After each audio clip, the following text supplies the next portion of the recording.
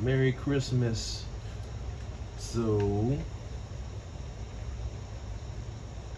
talking about Alice in Borderlands seasons 2 just dropped.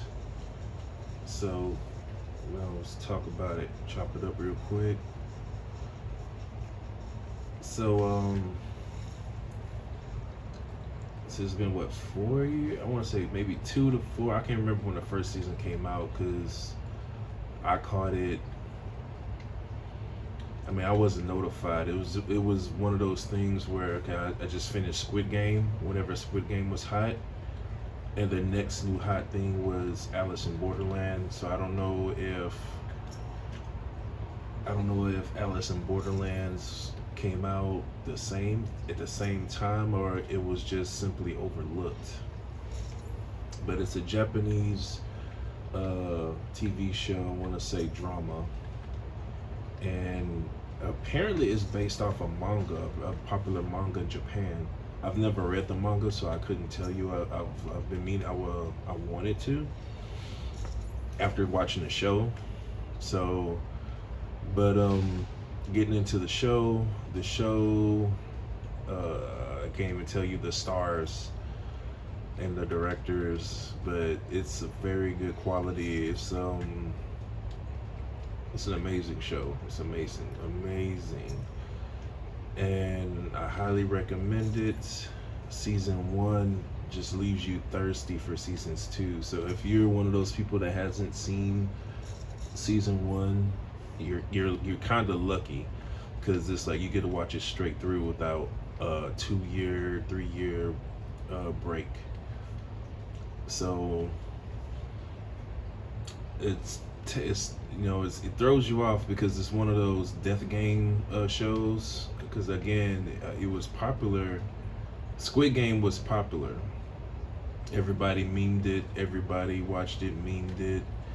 It was in the news, the international news, as a social critique, especially with COVID and economic crisis and the looming economic collapse.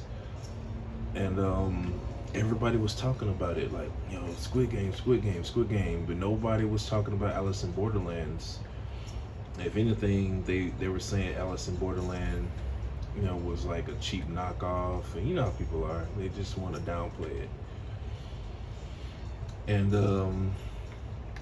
so I watched it because I was thirsty after that Squid Game. I needed something. I needed more. I needed more Squid Game. So I actually watched Alice in Borderland, and it was like from that first opening episode, I was hooked, and by the fourth episode, I was in tears. Squid Game didn't do that. You got emotionally invested, emotionally attached to the main character in Squid Game, and he makes a lot of dumb decisions, but at the same time, it's like you feel for him. He put himself in that position. See, the difference between Squid Game and Alice in Borderlands is all these people that are dying, they didn't put themselves in that position. Squid Game, he made that choice to do that to himself because he's been more or less a shitty person, and participating in the Squid Game was more or less his repentance. He was lured by greed. He wanted to get out of debt. He wanted to just get out of debt, but he didn't know what he was signing up at first, and then when he ultimately decided to participate, it was like it was pretty much just chasing a bag. A lot of these influencers, TikTokers, celebrities they chasing the bag. They just want the bread. They just want the paper. And what's the value of human life? That's the difference between Squid Game and Alice in Borderlands. Alice in Borderland asks the question, what's a life worth? What is your life truly worth? Your friends' lives, your relationships, your future. What are you willing to pay? What are you willing to do? What are your regrets? What do you feel sorry for? And when you're thrust into this chaotic, cold, evil, unfair, uncalculating world, against your will, and you're just trying to get home, and then you realize all the things that you've taken for granted, all the people you've taken for granted. You know what I'm saying? Like, yeah, I mean, it's more than just a social critique. It's more of a, I don't know. I'm not an intellectual person. I don't have much schooling. I want to say deconstruction, but that's what it is. It's a deconstruction of the human psyche, of the relationship with yourself. And honestly, by the end of the show, like that last episode, the last major reveal, it's almost a sermon. It's almost a call to repentance. Almost a call to, get your life right. Get squared away.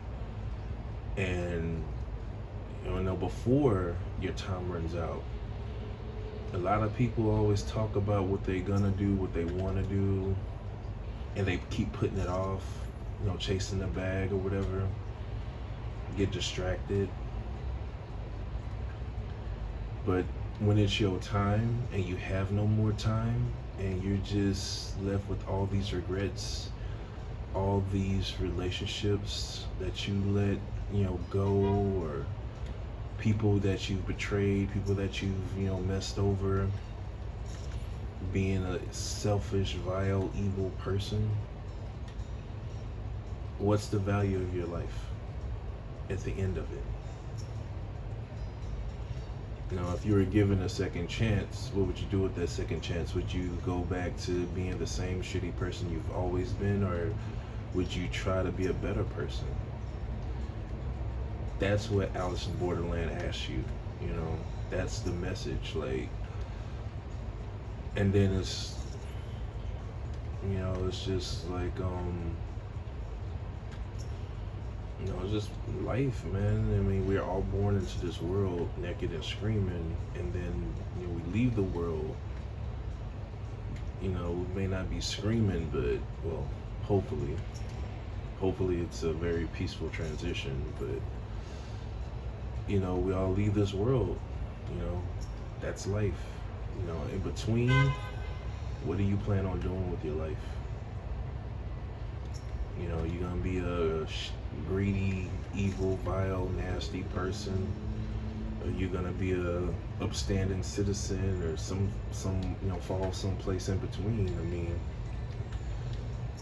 from the show's standpoint, it's like it actually was so many questions, so many existential questions of what's the meaning of life, what's the meaning and value of your life and your relationships, and forgiveness, and not even just forgiveness like of other people, but forgiveness of yourself. Wasting your life, of wasting time. Like the main character, the MC, he played video games. He was, his to the point that his parents was asking him, "Hey man, you gonna do something with your life? Like, what's up with you? Like, what's going on? You quit another job, you got fired from another job, all you're doing is playing video games. You need to get up, get out and get something." Outcast. You know what I'm saying? Like, and then, he gets to the, this point in the show, he experiences true loss, and he's just, that was the only thing that he had, and then it's like, you break with him. Especially if you've been through that before, you break with them. And seeing him recover, not necessarily recover, but see him pick himself up and push forward again, it's like it just goes back to just life. Like, things happen. You experience this great loss, you experience pain, you experience setbacks, betrayal, loss. It's like the pain, this very visceral pain, especially the way that the show is shot, and when someone is shot or stabbed, and the sound effect that goes with it, like you feel it, like it really, it feels you. Even the little subtleties of the camera panning on the wound and focusing in on the wound, and the sound of the blood splatter, and the sound of just the realness of it. I mean, it's kind of like in real life, the amount of blood loss, especially this one particular character, is just OP. And like, how do you get wounded like that and you can still function, type of thing. Like, I understand endorphins, and sometimes you get a rush of endorphins and you just are just a Terminator, but this dude was literally a Terminator. like he went through so much physical torment. It's like, how do you function, and then again, it kind of like, even the end of the show addresses it in like suspension of disbelief. Like, oh, okay, so all this is happening, that's why it happened this way, that's why they can do these things, that's why blah blah, that's why this stuff that just seems unreal is happening. It's like, okay, it makes sense now, and that ending just made the show just that much better. And it just, again, it makes you think, it makes you ask yourself questions. At least me, I mean, I think too much. I've been accused of overthinking by everybody I know, so I mean, but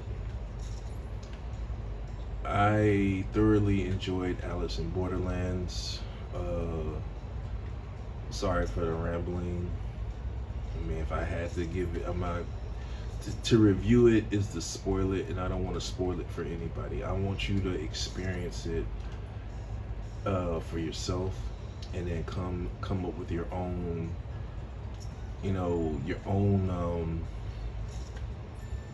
theory, philosophy, whatever. But I think that's why the show was created, for people to think and for people to question. And I can't recommend this show enough.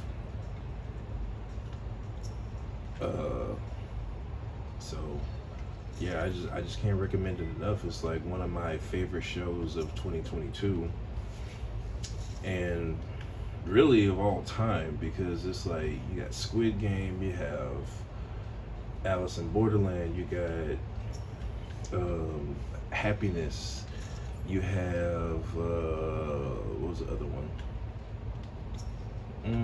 I forgot the other one. There was another one I was watching. I think Happiness was the other. No, All of Us Are Dead. That was another good one. And then,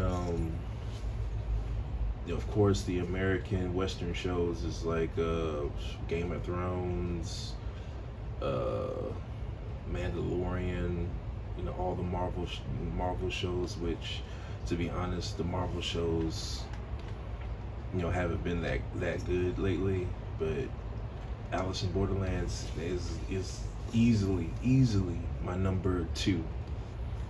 I want to say Game of Thrones is my number 1. The Alice in Borderlands is easily my number 2, number 3, top 5. It's in the top 5. I'm pretty sure there's been shows in my life that, if I were to come across them again and start watching them, I'd be like, okay, this is why I love that show. But Alice in Borderlands is definitely in my top 5, if not top 10. And I can't recommend the show enough. And if you watch it, you want to, just chop it up, whatever. Feel free to hit me up. Feel free to hit me up about it, because I love talking philosophy and just talking about life. That show will make you rethink everything, at least for 5 minutes. At least for 5 minutes, it'll make you rethink your life. Like, damn, am I living my life, or am I just existing? Am I living, or am I fighting, or am I waiting to die? You know what I'm saying? That's Alice in Borderlands.